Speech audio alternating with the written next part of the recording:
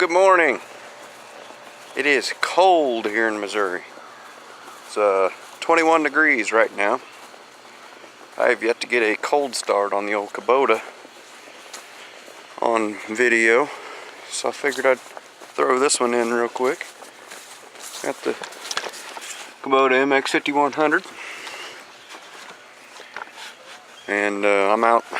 I got a little bit more firewood to cut for Dad while I still can this weekend. It's actually supposed to warm up to almost 60 degrees today, so it's actually not going to be that bad, and I'll probably end up stripping all this cooler gear off here in just a second when I get working. But let me get the camera set up on here and see what we got for a cold start.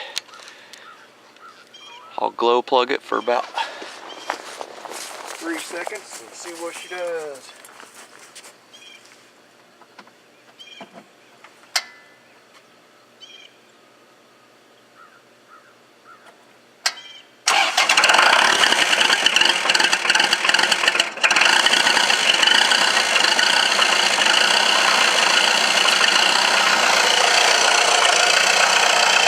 Cold, but she starts up every time. That's what I love about her.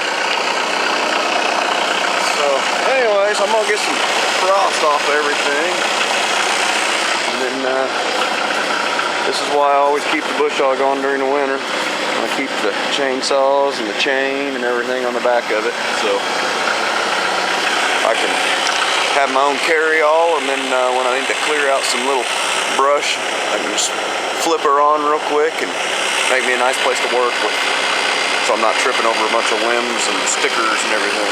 So anyways, it's gonna warm up real good.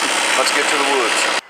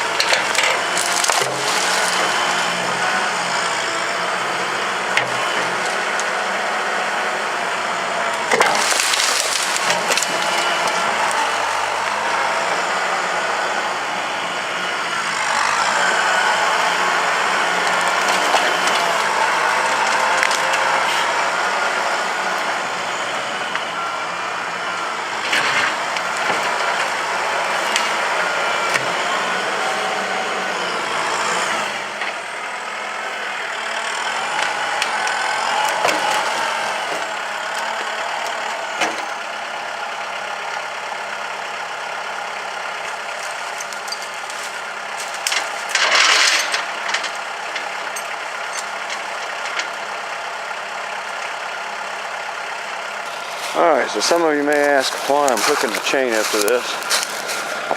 Well, if I've got a tractor, who wants to cut this thing up and all of that? You know, look at all that brush that I have to get around. When I can drag it out here on a nice open ground and just work it up real quick. So that's what I'm planning on doing.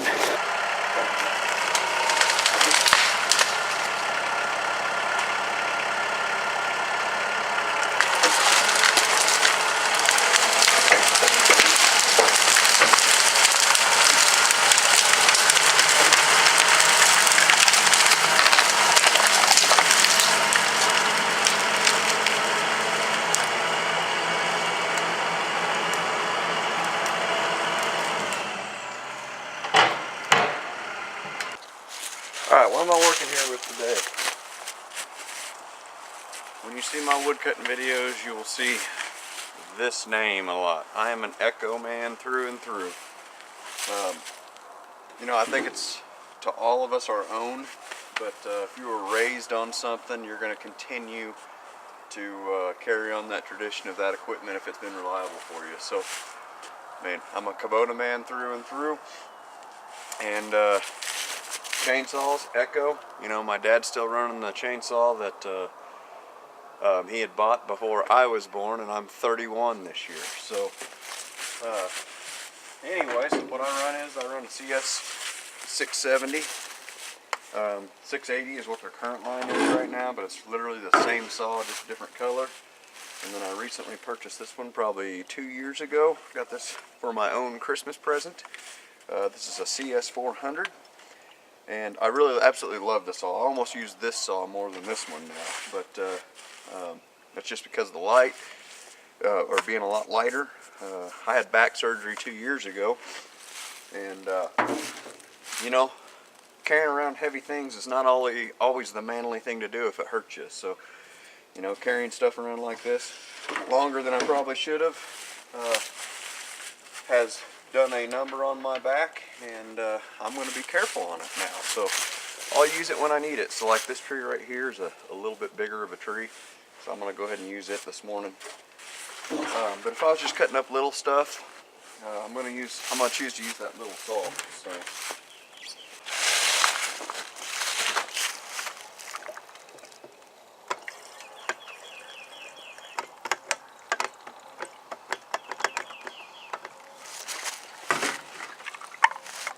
Run a 50-to-1 two-stroke engine oil in it. It's the Opti engine oil blend. I'm about out of barn chain oil. Run and get me some more of this.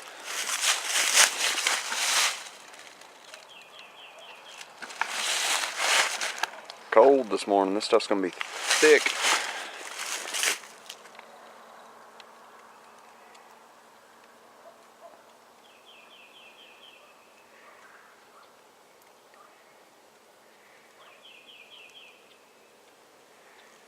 Alright, this is a cold start.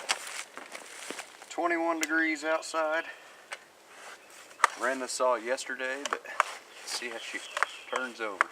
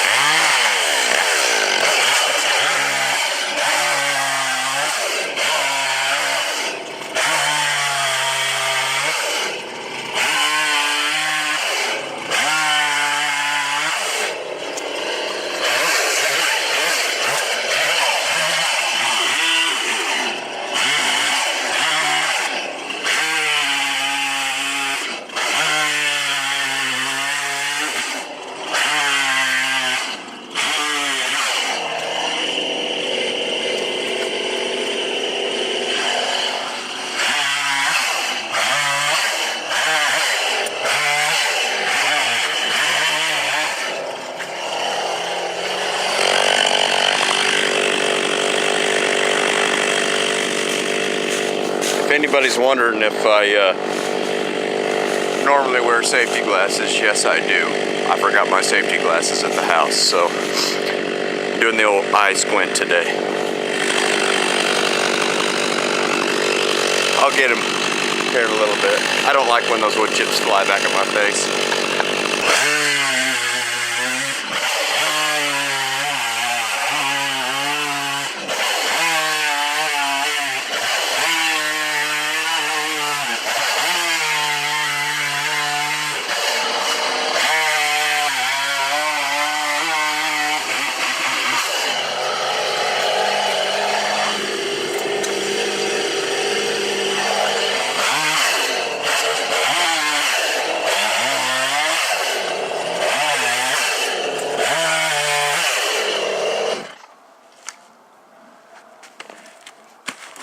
Well, that makes quick work of that tree. Get this picked up and on to the next one.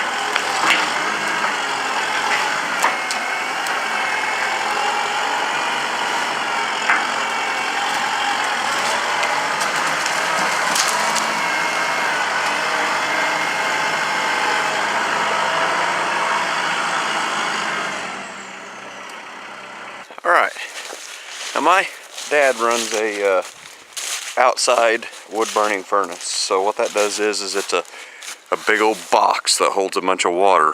And I know you guys, if you're watching this, you've probably seen those things.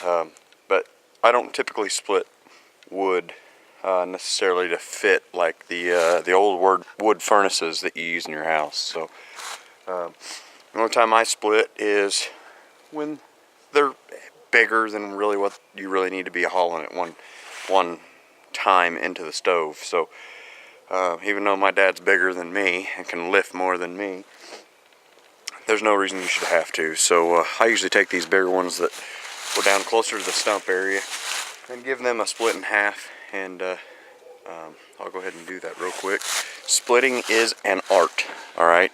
So not just anybody. You can take some bodybuilding lifter,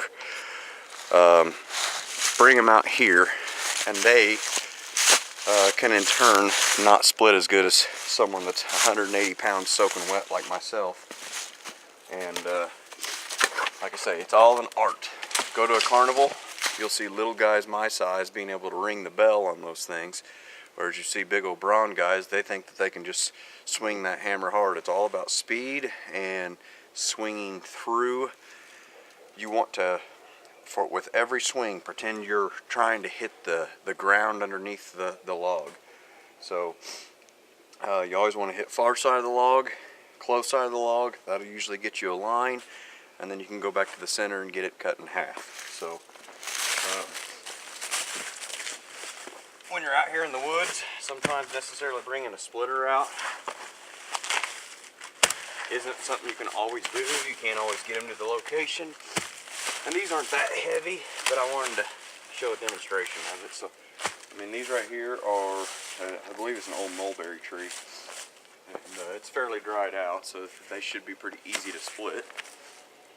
But that one's split already. 2 swings and it's done. So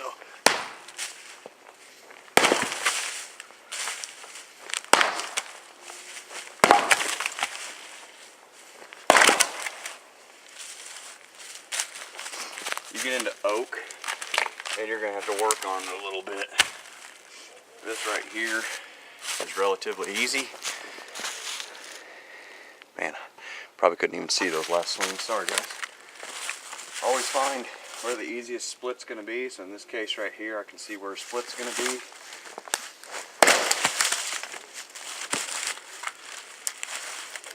And And then the second thing about it, I said it's an art. Let's see if I can get that on there. Yeah, it's on there. So as this head's coming down, yeah, brunt force takes over, but right there at the end, a lot of good wood splitters will take this head, and as it hits, they'll turn it with their hands. Not just naturally, but they'll turn it with their hands. What that does is it creates a bust off motion. So my bust off motion is I turn my wrist to the left, creating that axe head to go down. See if I can get a close up of that, and then maybe put it in slow-mo on the video.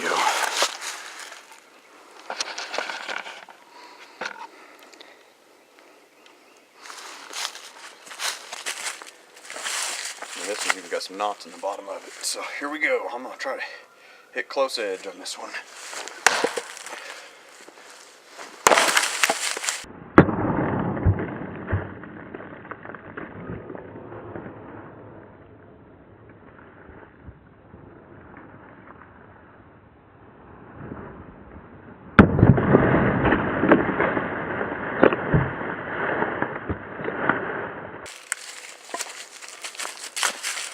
One more. Find out where the split's gonna be. It's right there. I'm gonna hit, twist, hit, twist.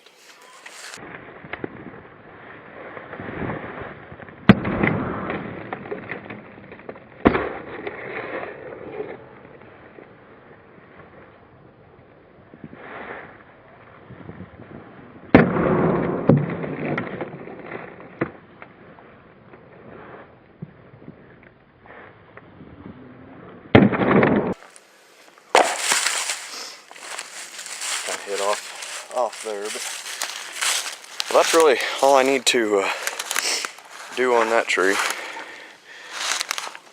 These all over here, relatively small, so I got a scratch on my lens. I know I'm gonna have to get a new camera. There's no replacing that lens. That's what you do when you're out here in the woods. All right, time to load up.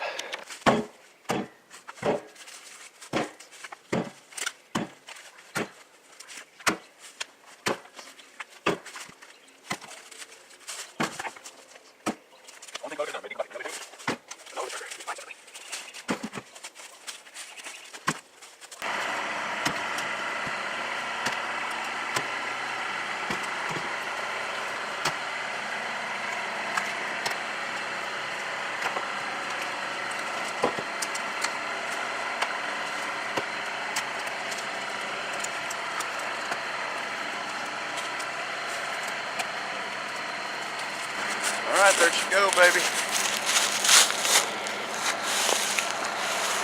One tree, one bucket, on to the furnace.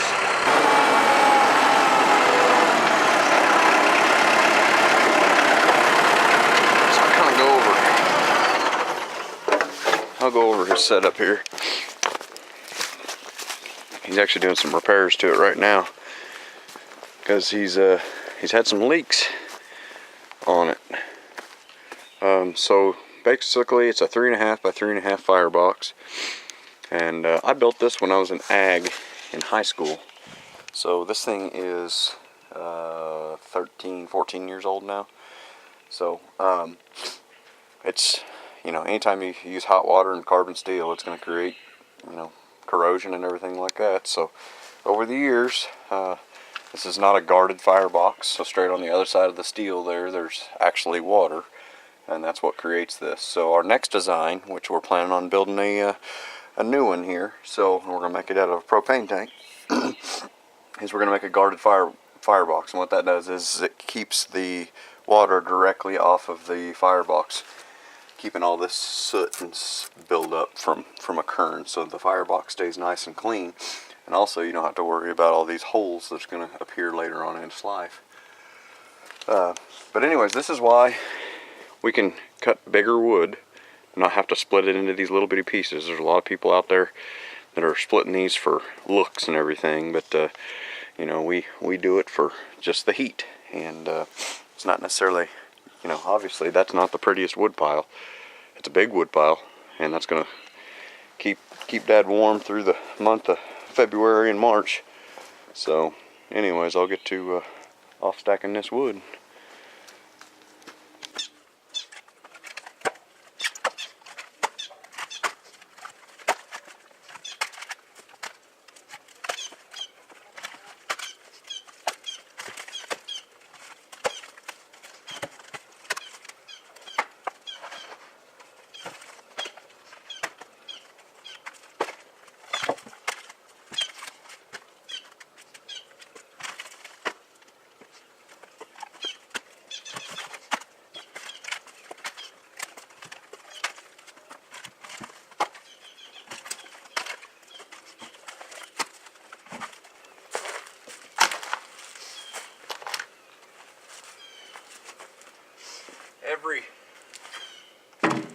Every bucket of wood is about a third of a rick of wood.